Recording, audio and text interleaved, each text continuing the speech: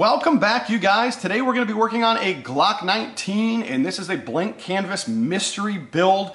I had a customer reach out to me and say, hey, I have a couple very specific needs, but other than that, do your thing, run with it, and kind of just show me what you can kind of come up with. I've liked everything that you've done. You have some really good creativity, and just, Mark, I want you to do your thing. So I said, okay. So they gave me a budget. They told me the stipulation, and that deal is that they want to have a Leupold Delta with an iron sight mounted on the slide. That is the only request that they have. So basically what that means is I have the full say over exactly what we're going to be doing on here. It's going to be all mine. And on the back, we're going to be doing a Leupold Delta back here. And we're going to cut through the existing dovetail because it has a rear iron sight built into it, which should be pretty interesting because I'm a little worried about how far I have to cut back in order for the Leupold Delta. And then, of course, we have an iron sight, and I don't really want that to hang over the back all that much.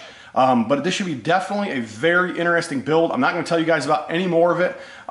Let's just kind of jump into it. So let's get over to the Tormach CNC. Let's cut this thing. We're going to go ahead and put some color on it. We're going to bring it back, and let's see exactly how this mystery build turned out.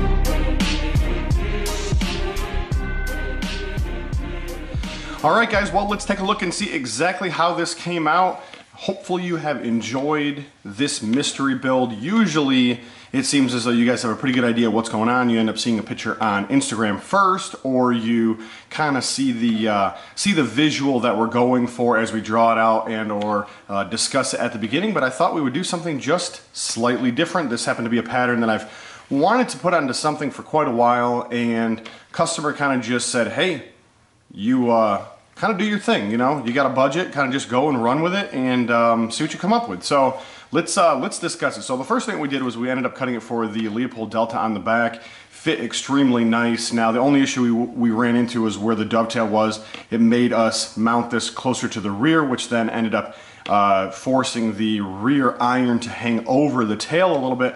But there's just nothing we can do about that. We didn't want to have a little bit of a space or a gap down here that would just kind of look odd. So I'm really pleased with the way it came out anyhow.